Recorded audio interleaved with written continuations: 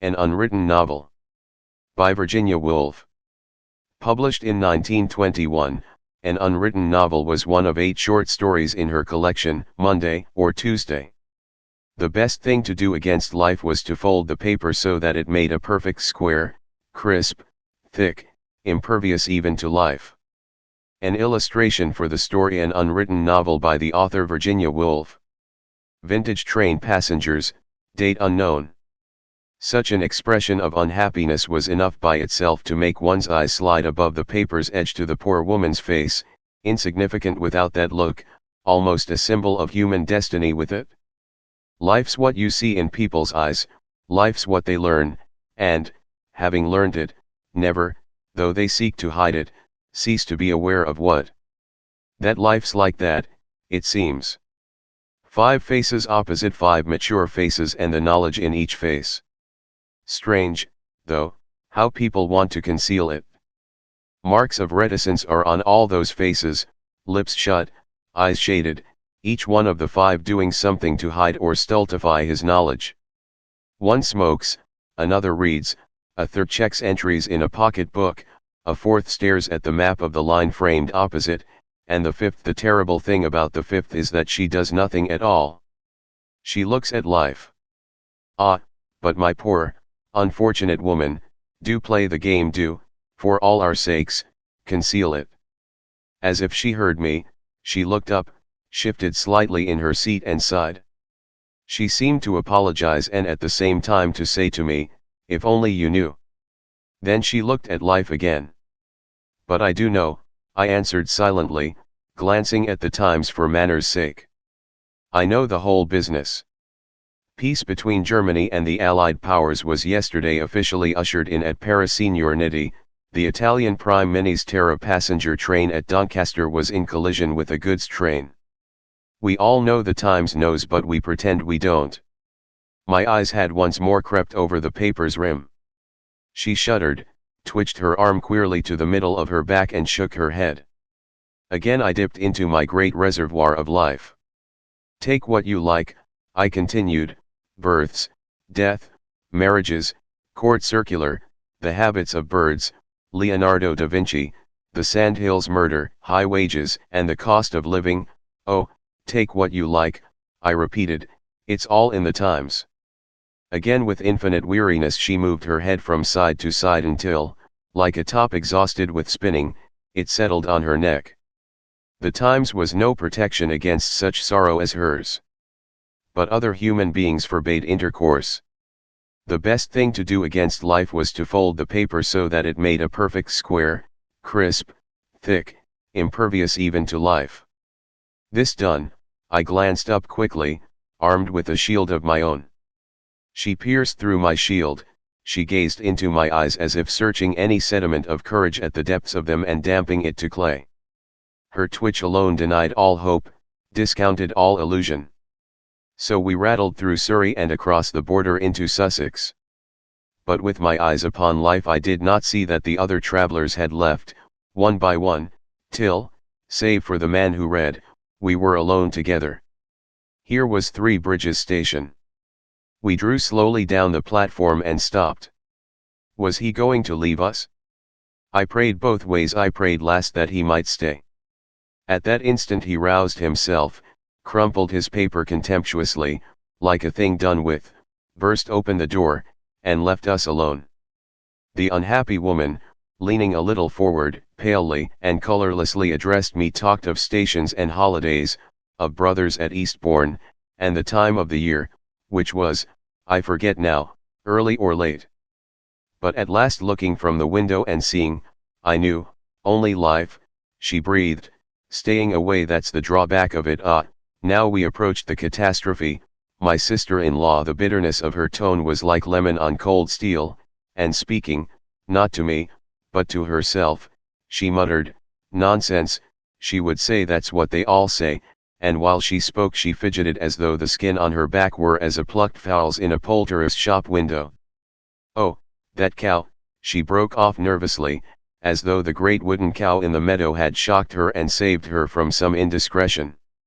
Then she shuddered, and then she made the awkward, angular movement that I had seen before, as if, after the spasm, some spot between the shoulders burned or itched.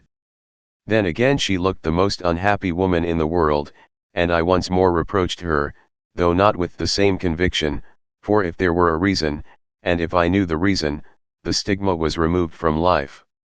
Sisters-in-law, I said. Her lips pursed as if to spit venom at the word, pursed they remained. All she did was to take her glove and rub hard at a spot on the window pane. She rubbed as if she would rub something out forever, some stain, some indelible contamination. Indeed, the spot remained for all her rubbing, and back she sank with the shudder and the clutch of the arm I had come to expect. Something impelled me to take my glove and rub my window. There, too, was a little speck on the glass. For all my rubbing, it remained. And then the spasm went through me, I crooked my arm and plucked at the middle of my back. My skin, too, felt like the damp chicken skin in the poulterer's shop window, one spot between the shoulders itched and irritated, felt clammy, felt raw. Could I reach it? Surreptitiously I tried. She saw me. A smile of infinite irony, infinite sorrow, flitted and faded from her face. But she had communicated, shared her secret, passed her poison, she would speak no more. Leaning back in my corner, shielding my eyes from her eyes, seeing only the slopes and hollows, grays and purples, of the winter's landscape, I read her message, deciphered her secret, reading it beneath her gaze. Hilda's the sister-in-law. Hilda. Hilda. Hilda Marsh, Hilda the blooming, the full-bosomed, the matronly. Hilda stands at the door as the cab draws up, holding a coin. Poor Minnie, more of a grasshopper than ever, old cloak she had last year. Well, well, with 2 children these days one can't do more. No, Minnie, I've got it, here you are, cabby, none of your ways with me. Come in, Minnie. Oh, I could carry you, let alone your basket. So they go into the dining room. Aunt Minnie, children. Slowly the knives and forks sink from the upright. Down they get, Bob and Barbara, hold out hands stiffly, back again to their chairs, staring between the resumed mouthfuls.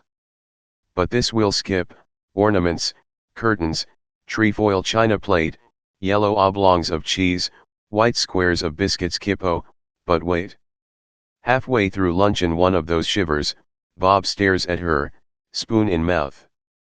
Get on with your pudding, Bob, but Hilda disapproves. Why should she twitch? Skip, skip, till we reach the landing on the upper floor, stairs brass-bound, linoleum worn, oh, yes. Little bedroom looking out over the roofs of Eastbourne, zigzagging roofs like the spines of caterpillars, this way, that way, striped red and yellow, with blue-black slating. Now, Minnie, the door's shut, Hilda heavily descends to the basement, you unstrap the straps of your basket, lay on the bed a meager nightgown, stand side by side furred felt slippers. The looking glass, no, you avoid the looking glass. Some methodical disposition of hatpins. Perhaps the shell box has something in it? You shake it, it's the pearl stud there was last year, that's all. And then the sniff, the sigh, the sitting by the window. 3 o'clock on a December afternoon, the rain drizzling, one light low in the skylight of a drapery emporium, another high in a servant's bedroom. This one goes out. That gives her nothing to look at. A moment's blankness, then, what are you thinking? Let me peep across at her opposite, she's asleep or pretending it, so what would she think about sitting at the window at 3 o'clock in the afternoon? Health, money, hills, her God. Yes, sitting on the very edge of the chair looking over the roofs of Eastbourne, Minnie Marsh prays to God. That's all very well, and she may rub the pane too, as though to see God better, but what God does she see? Who's the God of Minnie Marsh, the God of the back streets of Eastbourne, the God of 3 o'clock in the afternoon? I, too, see roofs, I see sky, but, oh, dear, this seeing of God's more like President Kruger than Prince Albert, that's the best I can do for him, and I see him on a chair, in a black frock coat, not so very high up either, I can manage a cloud or two for him to sit on, and then his hand trailing in the clouds holds a rod, a truncheon is it, black, thick, horned, a brutal old Bulimini's god? Did he send the itch and the patch and the twitch? Is that why she prays? What she rubs on the window is the stain of sin. Oh, she committed some crime. I have my choice of crimes. The woods flit and fly in summer, there are bluebells, in the opening there, when spring comes, primroses. A parting, was it, 20 years ago? Vows broken? Not Minnie's, she was faithful. How she nursed her mother. All her savings on the tombstone wreaths under glass daffodils in jars. But I'm off the track. A crime, they would say. She kept her sorrow, suppressed her secret, her sex, they'd say, the scientific people. But what flummery to saddle her with sex. No more like this. Passing down the streets of Croydon 20 years ago, the violet loops of ribbon in the draper's window spangled in the electric light catch her eye. She lingers past 6. Still, by running she can reach home. She pushes through the glass swing door. It's sale time. Shallow trays brim with ribbons. She pauses, pulls this, fingers that with the raised roses on it. No need to choose, no need to buy, and each tray with its surprises. We don't shut till 7, and then it is 7. She runs, she rushes, home she reaches, but too late. Neighbors, the doctor, baby brother, the kettles called it hospital dead, or only the shock of it, the blame. Ah, but the detail matters nothing. It's what she carries with her, the spot, the crime, the thing to expiate, always there between her shoulders. Yes, she seems to nod to me, it's the thing I did. Whether you did, or what you did, I don't mind, it's not the thing I want. The draper's window looped with violet, that'll do, a little cheap perhaps, a little commonplace since one has a choice of crimes, but then so many. Let me peep across again, still sleeping, or pretending to sleep, white, worn, the mouth closed, a touch of obstinacy, more than one would think, no hint of sex.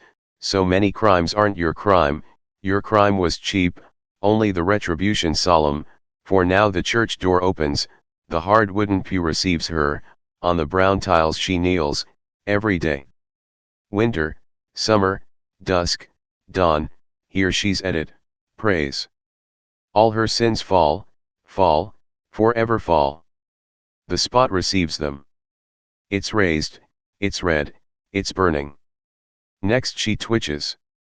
Small boys point. Bob at lunch today, but elderly women are the worst. Indeed, now you can't sit praying any longer. Kruger's sunk beneath the clouds, washed over as with a painter's brush of liquid gray, to which he adds a tinge of black. Kevin, the tip of the truncheon gone now. That's what always happens.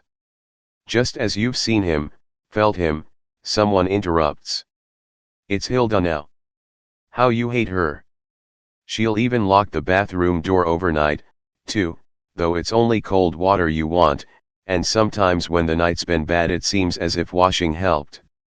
And John at breakfast, the children meals are worst, and sometimes there are friends ferns don't altogether hide they guess, too, so out you go along the front, where the waves are grey, and the papers blow, and the glass shelters green and draughty, and the chairs cost tuppence too much, for there must be preachers along the sands. Ah, that's a nigger, that's a funny man, that's a man with parakeets, poor little creatures. Is there no one here who thinks of God, just up there, over the pier, with his rod? But no, there's nothing but grey in the sky, or if it's blue the white clouds hide him, and the music, it's military music. And what are they fishing for? Do they catch them? How the children stare. Well, then home a back way, home a back way.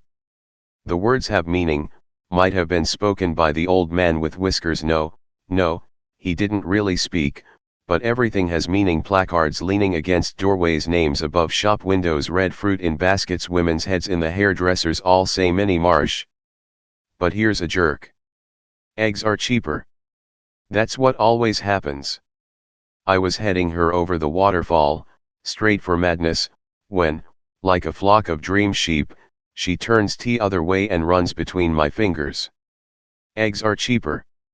Tethered to the shores of the world, none of the crimes, sorrows, rhapsodies, or insanities for poor Minnie Marsh, never late for luncheon, never caught in a storm without a mackintosh, never utterly unconscious of the cheapness of eggs. So she reaches home, scrapes her boots. Have I read you right? But the human face at the top of the fullest sheet of print holds more, withholds more. Now, eyes open, she looks out, and in the human eye, how do you define it? There's a break, a division, so that when you've grasped the stem, the butterflies off the moth that hangs in the evening over the yellow flower move, raise your hand, off, high, away. I won't raise my hand. Hang still, then, quiver, life, soul, spirit, whatever you are of Minnie Marsh, I, too, on my flowered hawk over the down alone, or what were the worth of life? To rise, hang still in the evening, in the midday, hang still over the down. The flicker of a hand off, up. Then poised again.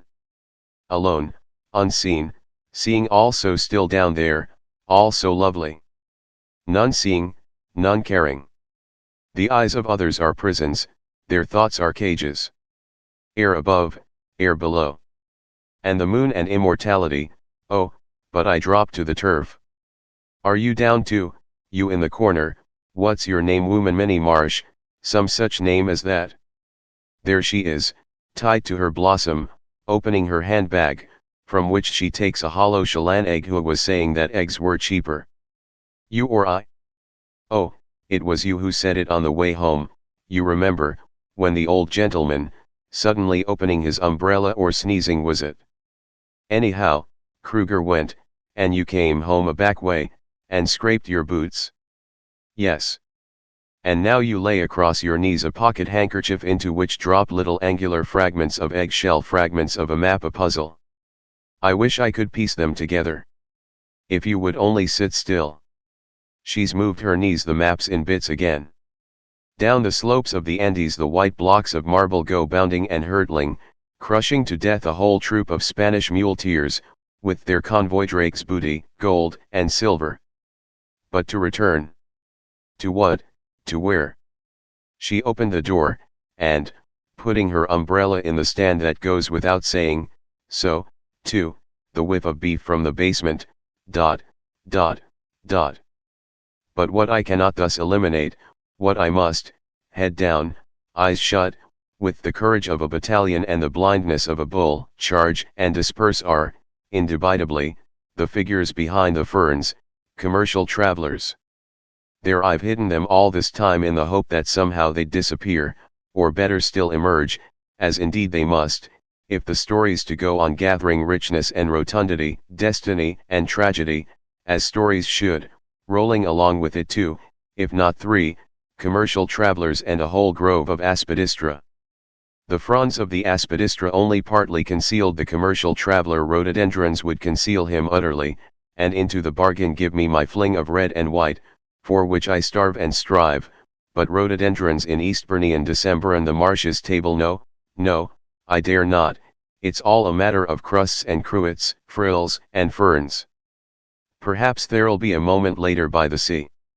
Moreover, I feel, pleasantly pricking through the green fretwork and over the glassy of cut glass, a desire to peer and peep at the man opposite. He owns as much as I can manage. James Moggridge is it, whom the Marshes call Jimmy. Minnie, you must promise not to twitch till I've got this straight. James Moggridge travels in, shall we say, buttons, but the time's not come for bringing them in the big and the little on the long cards, some peacock-eyed, others dull gold, cairngorms some, and others coral sprays, but I say the time's not come. He travels, and on Thursdays, his Eastbourne day, takes his meals with the Marshes. His red face, his little steady eyes by no means altogether commonplace, his enormous appetite, that's safe, he won't look at Minnie till the bread swamped, the gravy dry, napkin tucked diamond-wise. But this is primitive, and whatever it may do the reader, don't take me in. Let's dodge to the Moggridge household, set that in motion. Well, the family boots are mended on Sundays by James himself. He reads truth. But his passion? Roses and his wife a retired hospital nurse. Interesting. For God's sake, let me have one woman with a name I like. But no, she's of the unborn children of the mind, illicit, none the less loved, like my rhododendrons. How many die in every novel that's written, the best, the dearest, while Moggridge lives? It's life's fault. Here's Minnie eating her egg at the moment opposite, and at the other end of the line are we past Lewis. There must be Jimmy, or what's her twitch for? There must be Moggridge. Life's fault. Life imposes her laws, life blocks the way, life's behind the fern, life's the tyrant, oh, but not the bully. No, for I assure you I come willingly, I come wooed by heaven knows what compulsion across ferns and cruets, tables splashed and bottles smeared. I come irresistibly to lodge myself somewhere on the firm flesh, in the robust spine, wherever I can penetrate or find foothold on the person, in the soul, of Moggridge the man. The enormous stability of the fabric, the spine tough as whalebone, straight as oak tree, the ribs radiating branches, the flesh taut tarpaulin, the red hollows, the suck and regurgitation of the heart, while from above meat falls in brown cubes and beer gushes to be churned to blood again, and so we reach the eyes. Behind the aspidistra they see something, black, white, dismal. Now the plate again. Behind the aspidistra they see elderly woman, Marsh's sister, Hilda's more my sort, the tablecloth now. Marsh would know what's wrong with Morris's. Talk that over. Cheese has come, the plate again, turn it round the enormous fingers, now the woman opposite. Marsh's sister, not a bit like Marsh, wretched, elderly female. You should feed your hens, God's truth. What set her twitching? Not what I said. Dear, dear, dear. These elderly women. Dear, dear.